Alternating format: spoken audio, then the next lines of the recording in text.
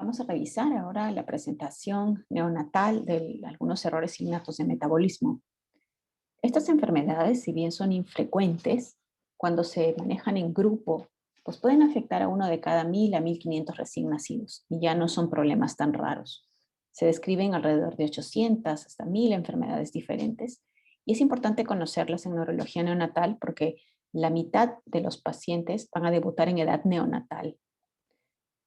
La mayoría de las formas de herencia son de tipo autosómico recesivo y de hecho pues tenemos que conocer esos trastornos para poder sospechar en ellos cuando presentemos un paciente con una dificultad de diagnóstico.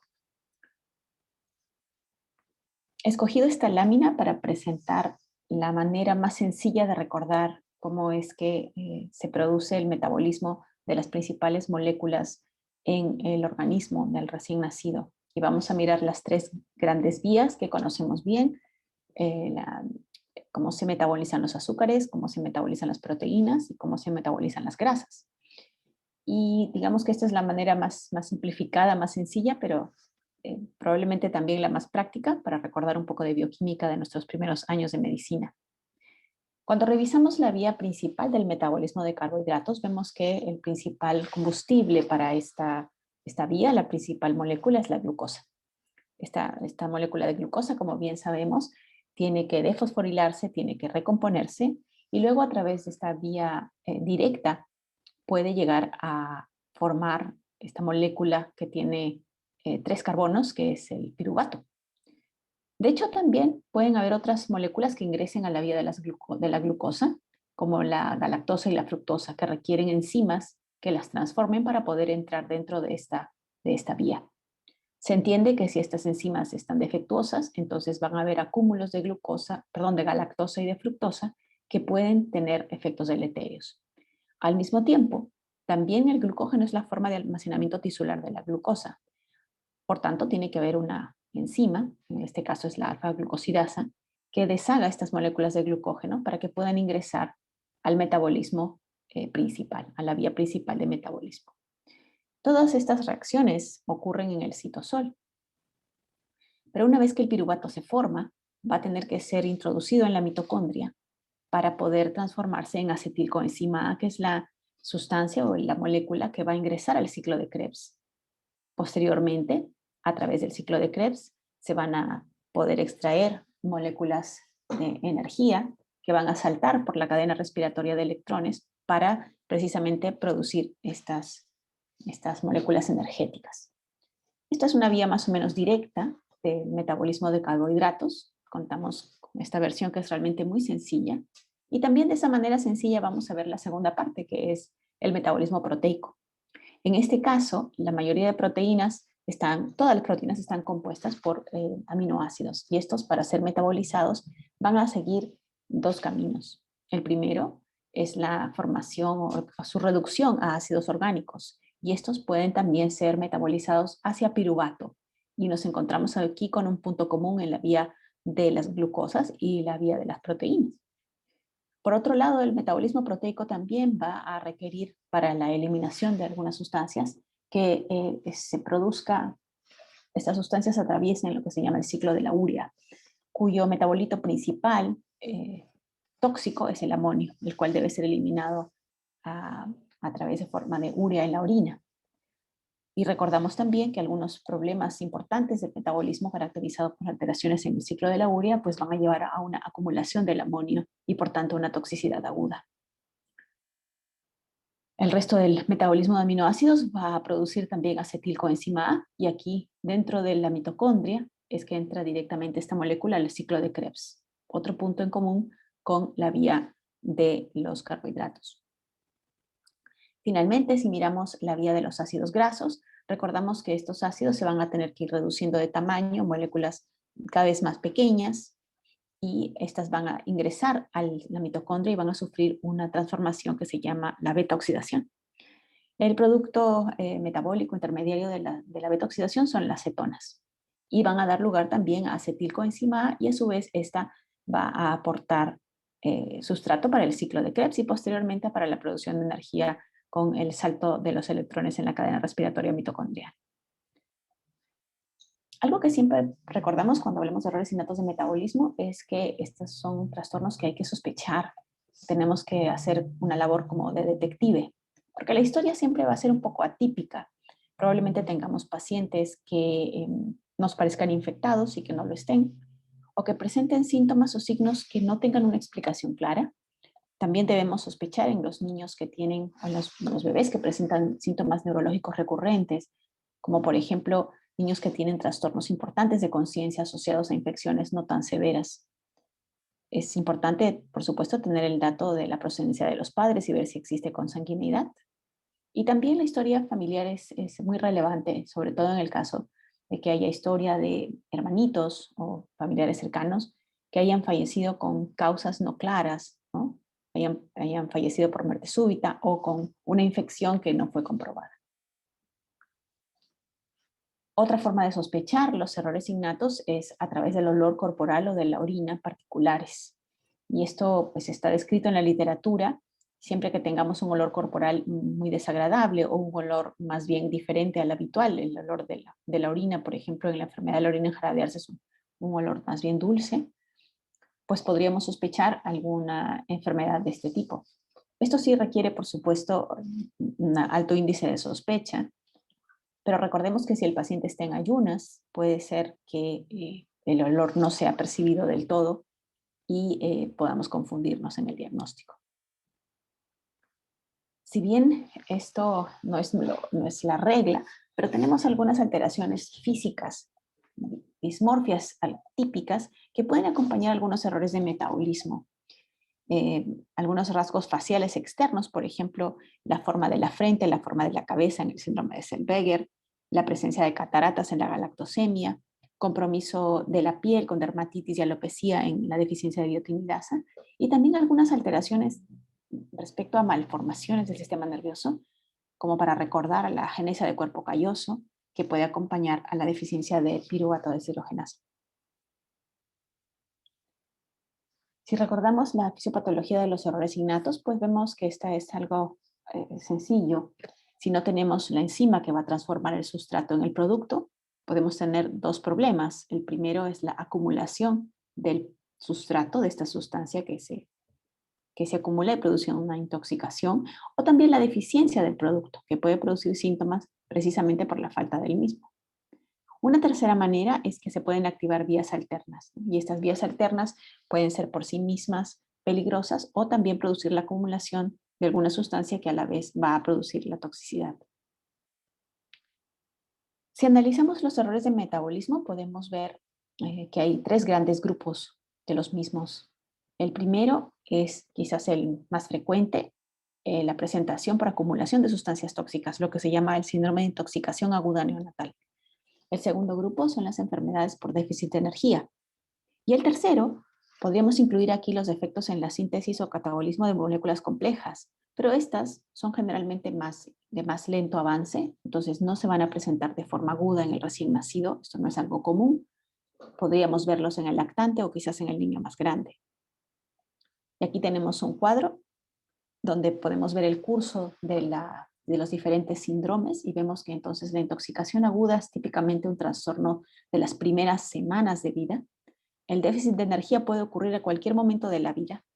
Esto quiere decir que desde el primer año, incluso hasta la adultez, hay que sospecharla porque esta enfermedad tiene un curso más bien agudo y recurrente, con pacientes que se pueden clasificar como normales entre episodio y episodio. El metabolismo de las moléculas complejas, decíamos, puede hacer una acumulación crónica. Entonces, mientras más tiempo pasa, el paciente va a estar más sintomático. Hay un grupo, además, que nos interesa mucho, que es el paciente con alteración de los neurotransmisores, en los cuales la clínica va a ser muy florida probablemente en las primeras semanas y luego va a ir disminuyendo en el tiempo. Esta lámina está preparada también para recordar los problemas más graves que pueden ocurrir en el cerebro de un recién nacido, es decir, esto que se llama la presentación catastrófica. Esta lista debemos tenerla bajo la manga cuando tengamos un paciente con una encefalopatía muy grave, con muchas crisis, con compromiso del examen neurológico severo, que entre, por ejemplo, en coma. Hay una lista de enfermedades como las que ven aquí que pueden ser capaces de producir estos síndromes catastróficos. Entre las más conocidas vamos a mirar, por ejemplo, los efectos del ciclo de la urea, donde la deficiencia de ornitina transcarbamilasa, la presentación aguda en varones en los primeros 3, 4, 5 días de vida con encefalopatía aguda y crisis, pues es muy típica. También por aquí podemos encontrar las aciduras orgánicas, los problemas de la oxidación de ácidos grasos, la hiperglicemia cetóxica, entre otras. Entonces vamos a ver algunos casos sencillos para poder enfocarnos con las diferentes formas de presentación neonatal. Tenemos aquí un bebé recién nacido de 13 días de vida que tiene decaimiento desde el sexto día de vida, está progresivamente más decaído, con mala succión y después presenta letargia y convulsiones. Esta es la presentación típica de un síndrome de intoxicación aguda, un bebé que nace normal y que después en cuestión de pocos días está dando signos de que esta sustancia se está acumulando en su cuerpo. Probablemente, mientras se encontraba dentro del útero, la placenta materna hacía la tarea de limpiar el tóxico. Pero una vez que el bebé nace y sobre todo que empieza a recibir un sustrato como puede ser la leche materna, en este caso la proteína de la leche materna, pues empieza a tener estas dificultades por intoxicación. Típicamente, entonces, el síndrome de intoxicación aguda nos da un periodo libre de síntomas inicialmente, que puede ser pocos días, a veces pocas semanas, y poco a poco vamos a ver un incremento de los signos y síntomas que pueden no ser solamente neurológicos. En el caso de los problemas neurológicos podemos tener alteraciones desde menores como el compromiso de la succión, el decaimiento, hasta el coma. Los niños pueden ingresar con convulsiones, pueden ingresar con hipotermia. También tenemos síntomas de intoxicación desde el punto de vista de la función hepática, con falla hepática progresiva, con alteraciones en la coagulación y con ictericia. Y por supuesto, un tercer síntoma podrían ser los síntomas y signos cardiovasculares, aunque estos son menos frecuentes. Generalmente estos pacientes van a estar acompañados de hipoglicemia, van a tener ya sea acidosis metabólica o alcalosis respiratoria y también van a tener hiperamonemia, porque esta acumulación de amonio es probablemente una de las causas más importantes de esta encefalopatía de inicio tan temprano. Entonces veamos nuevamente nuestra gráfica para entender cómo es que los síndromes de intoxicación se clasifican.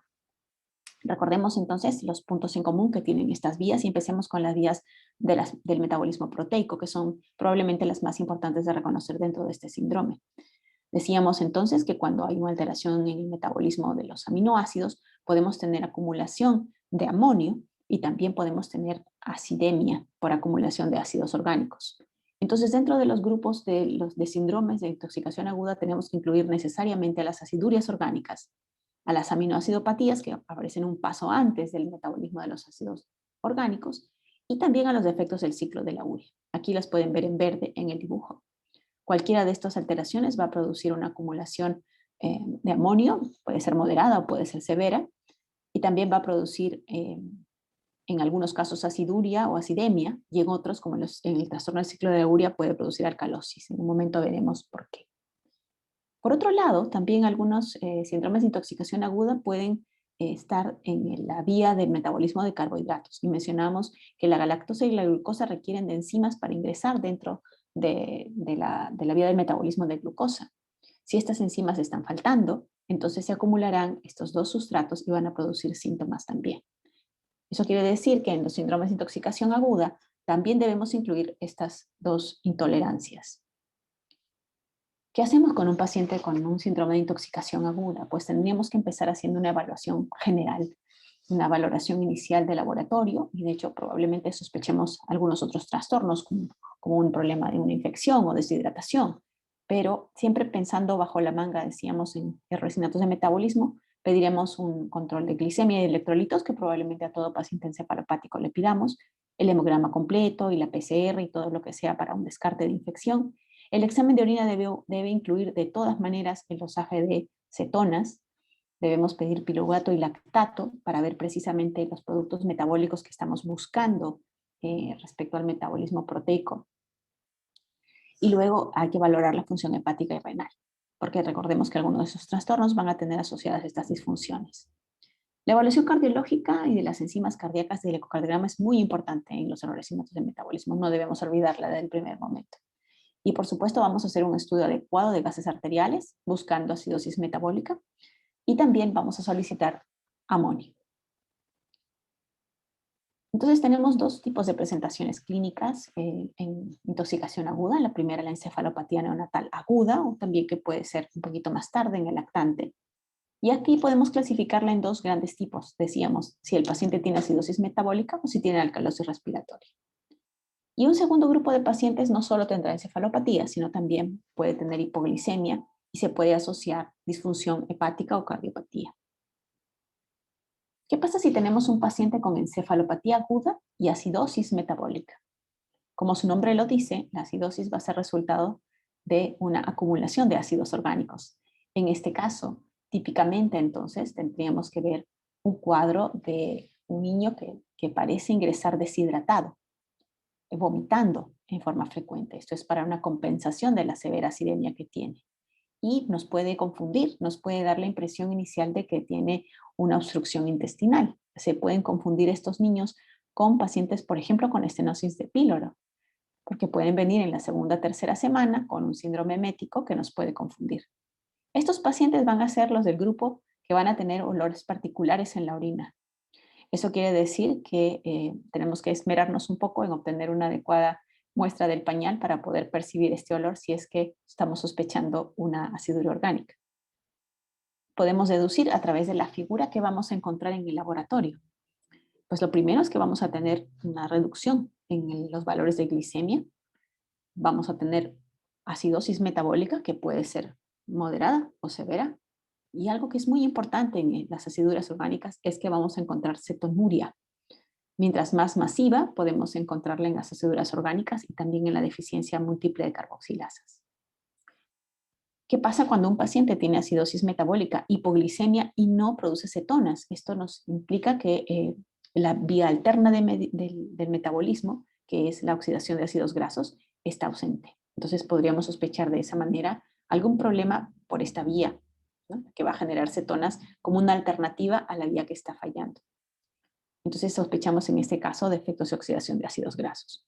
Aquí tenemos la tira reactiva en orina, que nos muestra la gran cetonuria que pueden tener estos pacientes, ¿no?, en el extremo más intenso de cetonuria.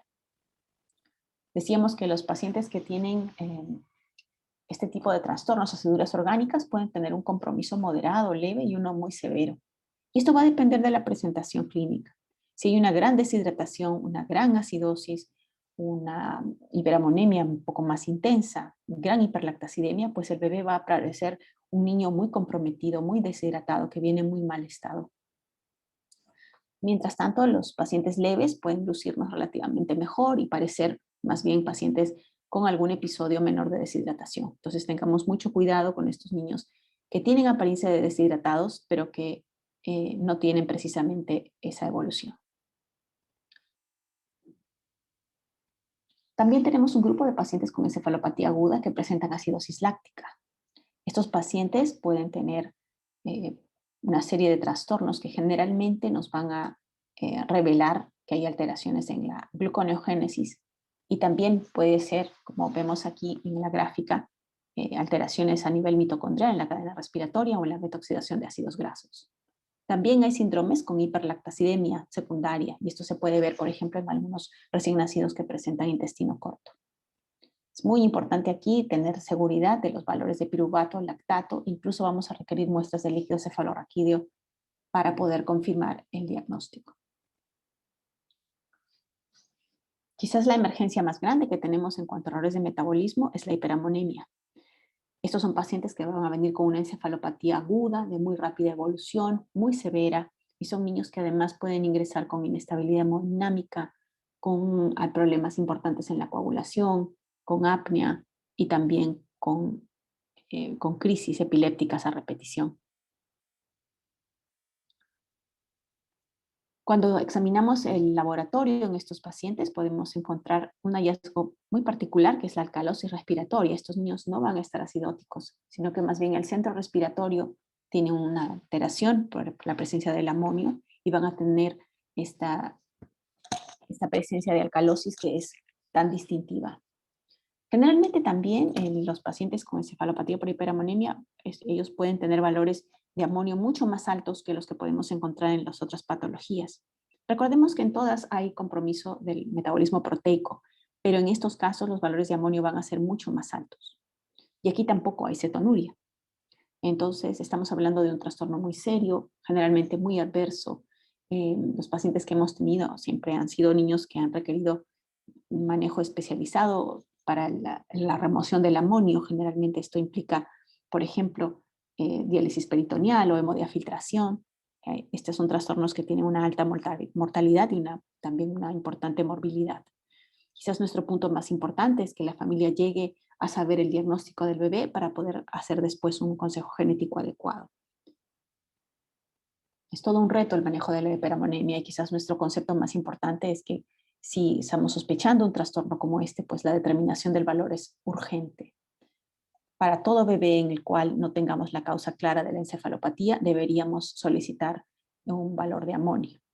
Recordando también que los valores normales en neonatos están descritos de forma variable, algunos hablan de 150, otros de 180 micromoles por litro, pero de hecho valores por encima de 200, 250 ya no son normales y los valores por encima de 400 micromoles por litro van a producir edema cerebral importante, eh, lesión de la sustancia blanca y probablemente también el fallecimiento del paciente. Entonces aquí es muy importante hacer una buena muestra y tratar de procesarla lo más pronto posible. Ahora, no todas las hiperamonemias se van a presentar de esta forma tan catastrófica. De hecho, están descritas formas de hiperamonemia en lactantes, con episodios de irritabilidad y rechazo a los alimentos, encefalopatía. Pero también podemos tener formas subagudas, donde los niños tienen más síntomas de demora en el crecimiento y problemas digestivos, intolerancia oral. Y también están descritas formas más crónicas, más lentas de evolución en niños, adolescentes y adultos que pueden tener presentaciones como síntomas psiquiátricos, problemas de aprendizaje, entre otros. ¿Qué pasa si tenemos un paciente que tiene encefalopatía aguda, pero no tiene gran acidosis metabólica y tampoco tiene hiperamonemia? Este es el momento de pensar entonces en algunas aminoacidopatías. Estos pacientes nos van a parecer un poquito menos afectados, si vienen obviamente en sus primeros días de enfermedad. Y también podríamos encontrar aquí algunos claves de diagnóstico, por ejemplo, el olor típico de la orina en el paciente con la enfermedad de Jarabe de Arce y también el hallazgo de metabolitos anormales en orina que pueden revelar una fenilcetonuria. Entonces, esta presentación corresponde sobre todo al grupo de pacientes con aminoacidopatías. Buscamos también algunos pacientes con encefalopatía, pero que tienen compromiso hepático adicional. Esta es la presentación típica que podemos tener, por ejemplo, en galactosemia y fructosemia. Las habíamos visto al inicio dentro del grupo de metabolismo de los carbohidratos. Y también podemos encontrar esta combinación en algunos problemas de beta-oxidación de ácidos grasos y en tirosinemia. Entonces, para recordar estas formas de presentación, ¿no? En algunos casos podemos encontrar también hepatomegalia. Y aquí es donde hay que sospechar entonces más bien otro tipo de trastornos como los problemas de almacenamiento de glucógeno que pueden darnos esa presentación. ¿Qué hacemos en el paciente con encefalopatía metabólica aguda? Lo más importante es remover el tóxico que esté ocasionando el problema. Si es que tenemos una fuente identificada, como puede ser la proteína o la grasa o la galactosa y la fructosa, pues hay que retirarla inmediatamente. Y esto para el neonato probablemente signifique iniciar el manejo suspendiendo la vía oral, dejando al bebé en ayunas, hasta identificar, por lo menos, o tener una orientación del problema inicial. ¿Cómo prevenimos el catabolismo? Esto es muy importante para mantener al paciente estable en las primeras horas de manejo. Entonces, estos bebitos requieren un mantenimiento con dextrosa y la adición de electrolitos va a variar de acuerdo al tiempo y de acuerdo al flujo urinario. De hecho, primero vamos a tener que tener una valoración del amonio, el lactato y los exámenes auxiliares iniciales antes de empezar el aporte proteico.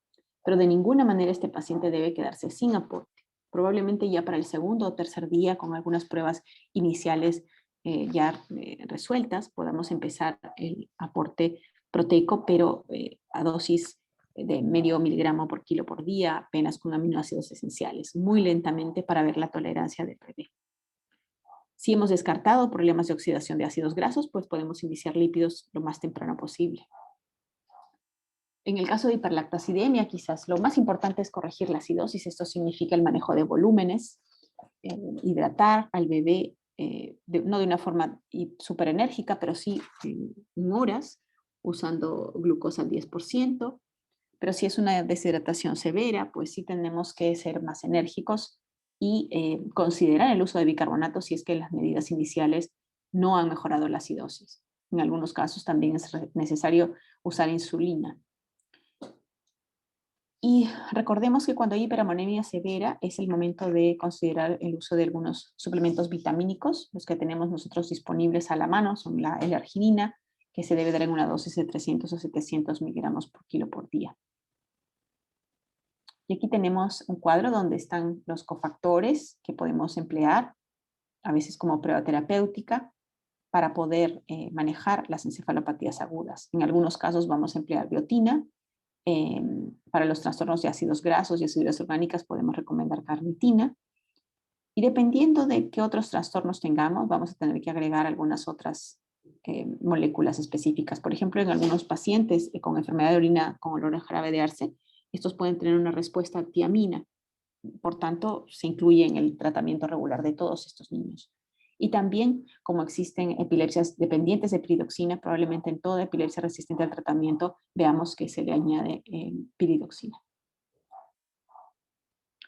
Finalmente, lo más importante, la remoción de la sustancia tóxica. A veces es suficiente con hacer el manejo de compensación de fondo del bebito, hidratación, la nutrición básica, pero puede ser necesario en el caso de hiperamoniemias más intensas, a partir de 150 a 200 micromoles por litro, el uso de benzoato de sodio y también, idealmente, por supuesto, la remoción final a través de procedimientos como la hemodiafiltración o la diálisis peritoneal.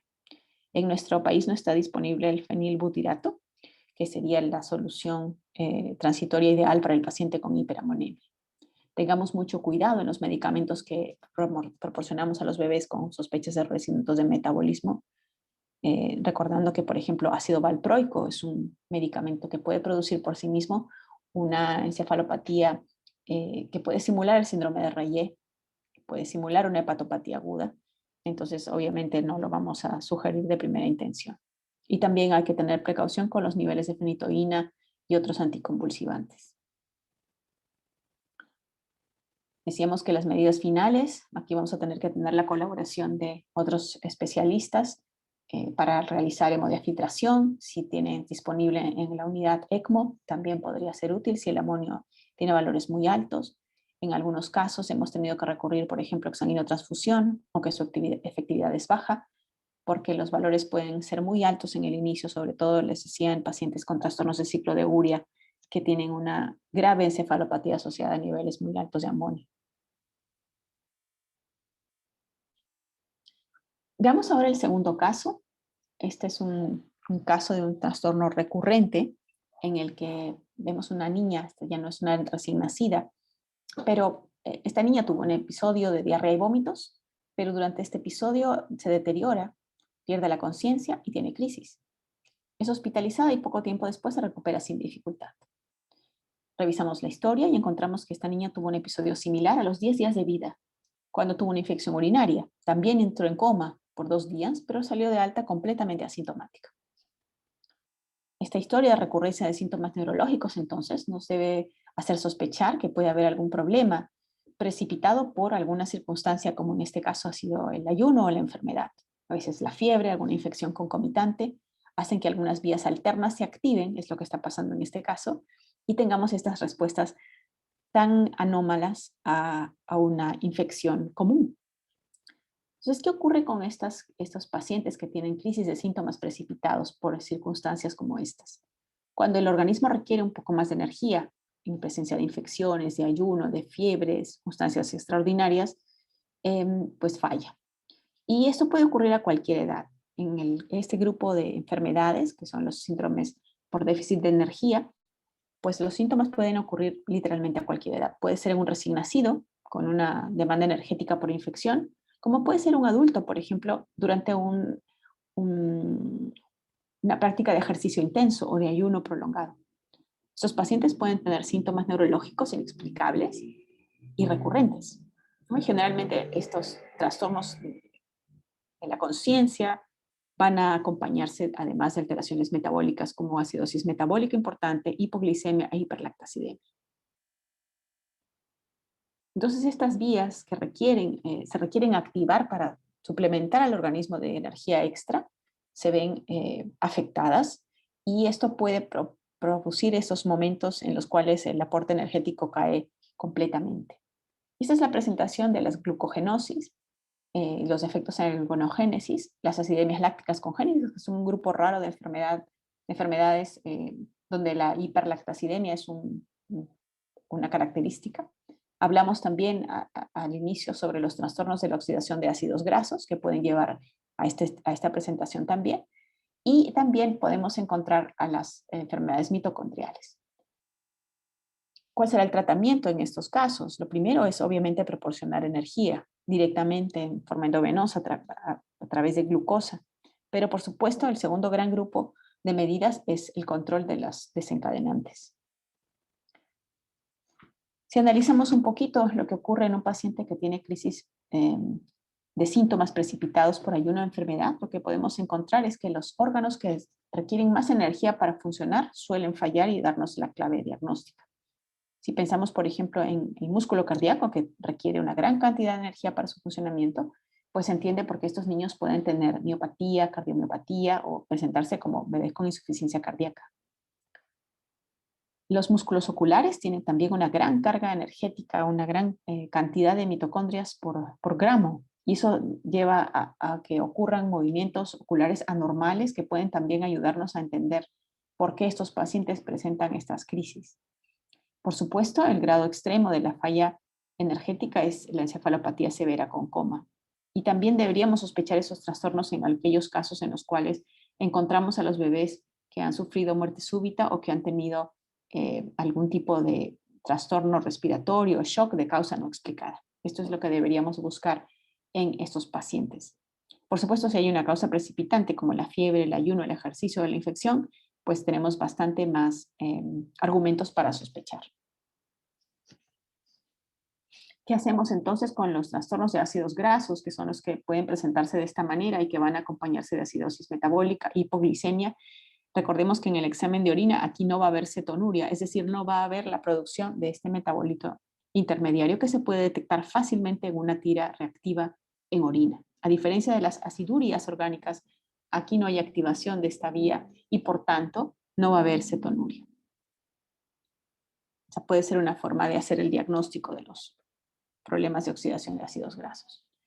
¿Qué ocurre entonces en el manejo del paciente con déficit agudo de energía? Aquí, por supuesto, hay que tratar de eliminar todo lo que sea componente tóxico, la prevención del catabolismo, que es muy parecido a lo que hemos visto hace un momento en encefalopatía aguda, y sobre todo vas a tener que hacer la recuperación del déficit energético. Generalmente esto va de la mano con el manejo del problema de fondo. Vemos este último caso, donde hay un recién nacido de 10 días de vida, quien tiene crisis epilépticas desde el segundo día de vida, pero que no están respondiendo a los medicamentos habituales, fenobarbital o fenitoína. Y esto donde hemos buscado sus exámenes auxiliares son normales. Este cuadro nos ayuda a mirar cuáles son las causas de crisis epilépticas aisladas en un recién nacido y qué características de estas crisis nos pueden sugerir un error innato de metabolismo. Pues una de las cuestiones más interesantes es que estas crisis pueden empezar antes del parto. De hecho, esto se ha descrito en la epilepsia dependiente de piridoxina. Otro dato importante es que estos pacientes no van a responder al tratamiento habitual, es decir, van a tener crisis refractarias, como en el caso de este ejemplo. A pesar del manejo, el paciente va a tener un empeoramiento progresivo de las crisis y de los hallazgos en el electroencefalografía. Típicamente en electro podemos encontrar un patrón que se llama de salva-supresión o ipsarritmia. Esto es muy característico de los errores innatos de metabolismo y por tanto hay que buscarlo siempre en el caso de pacientes que tengan esta sospecha. Los hallazgos de resonancia pueden ser muy inespecíficos. En algunos casos vamos a ver atrofia cerebral, es decir, una disminución del volumen cerebral. Y en otros casos podemos encontrar lesiones que nos podrían sugerir una injuria hipóxico-isquémica, pero obviamente estos pacientes no van a tener ese antecedente. Entonces, podríamos decir que los errores innatos del metabolismo son grandes simuladores, en este caso, de la asfixia perinatal. Así como teníamos una lista de trastornos que pueden acompañar a la presentación catastrófica, también les dejamos una lista con los trastornos que pueden acompañarse de crisis epilépticas en forma aislada, es decir, cuyo único síntoma va a ser crisis epilépticas. Probablemente el paciente pueda hacer después una encefalopatía progresiva, pero generalmente cuando se trata de estos trastornos, pues vamos a tener solamente crisis. Aquí podemos rescatar a la epilepsia dependiente de piridoxina, que ya hemos mencionado previamente, los pacientes que tienen alteraciones en la génesis de la serina, que pueden ir acompañados de microcefalia, los pacientes con deficiencia de GLUT1, en los cuales hay hipoglucorraquia persistente, y este es un dato muy importante que debemos confirmar en el líquido cefalorraquídeo, que siempre se solicita en estos pacientes. También encontramos por aquí a la hiperglicinemia no cetósica, que es una de las aminoacidopatías más frecuentes y que requiere de un diagnóstico temprano para un manejo nutricional adecuado y que se puede acompañar también, veíamos en el cuadro inicial, de, por ejemplo, agenesia de cuerpo calloso en la resonancia. Quizás de todos estos trastornos, el que más nos puede confundir con una asfixia perinatal es la deficiencia de sulfitoxidasa y cofactor de molibdeno. Estos trastornos pueden producir lesiones encefalomalásticas que simulan a las de asfixia y puede ser un diagnóstico complicado si no tenemos cuidado en establecer bien los criterios de la asfixia para el paciente sospechoso. En el caso del paciente con error de metabolismo, pues estos van a estar completamente ausentes. Este es el ratón de salvasupresión, lo vemos aquí a la derecha. Hay una supresión entre episodio y episodio de varios segundos. Aquí no se ve actividad eléctrica, esta está muy baja y sin embargo pueden haber descargas de algunos pocos segundos, en este caso 1 a 2 segundos de descargas generalizadas. Este trastorno además puede seguirse de o transformarse en este otro que es la hipsarritmia, donde se ven una gran cantidad de descargas de alto voltaje muy desordenadas, generalizadas y que acompaña al bebé en vigilia y el sueño. Aquí tenemos dos sustancias que deberíamos tener en nuestras emergencias, en las unidades de cuidado intensivo neonatal, ampollas de piridoxina y también tabletas de ácido folínico, porque debido a estos trastornos de los déficits que veíamos hace un momento por aquí, la epilepsia dependiente de piridoxina, piridoxafosfato y ácido folínico, estas sustancias se incluyen dentro de las pruebas terapéuticas iniciales para poder manejar estos trastornos. Entonces, si yo tengo un paciente con crisis aisladas y sospecho error de metabolismo, pues debería intentar una prueba terapéutica con piridoxina, con ácido folínico. Lamentablemente no tenemos piridoxalfosfato disponible aquí en Perú, pero en otras zonas del mundo se incluye esta tercera sustancia en la prueba terapéutica. Y aquí es muy importante, además, idealmente hacer la prueba de la mano con el electroencefalograma, tener mucho cuidado en la búsqueda de sulfitos en orina, que es para detectar la deficiencia de sulfitoxidasa. El estudio del líquido cefalorraquídeo, que nos va a ayudar a pensar en la deficiencia de GLUT1, decíamos hace un momento que el diagnóstico está básicamente allí en líquido cefalorraquídeo. Revisar con cuidado la resonancia magnética cerebral para ver si hay alguna alteración estructural que nos oriente. Y también buscar el dosaje cuantitativo de aminoácidos en el líquido cefalorraquídeo y en la sangre.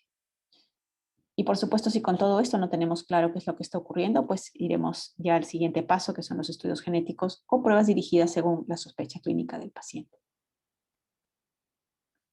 Terminamos esta charla comentando que el neonatólogo y el pediatra que ve recién nacidos tiene que tener en mente los errores innatos de metabolismo, puesto que estos se presentan en el 50% de los casos en la vida neonatal.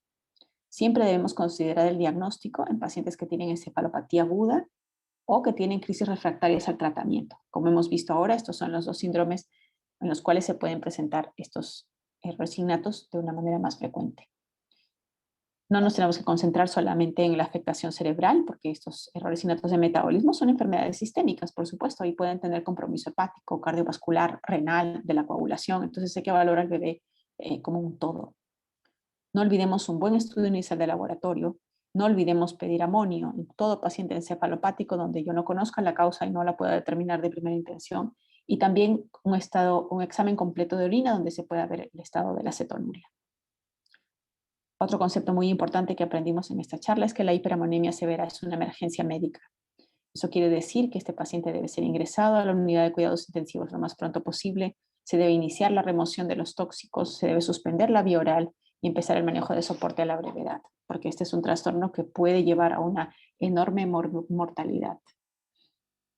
Entonces mencionamos también que el manejo de estos trastornos incluye la remoción de tóxicos, el manejo de las complicaciones como pueden ser la deshidratación, la acidemia grave, la falla cardíaca o renal, o problemas de coagulación, etcétera. Y también el aporte de cofactores que estos van a depender, por supuesto, de qué trastorno estemos hablando. Con esto terminamos esta presentación y recordemos entonces que estos errores de metabolismo, si bien son raros, pues pueden aparecer en cualquier momento en nuestra práctica.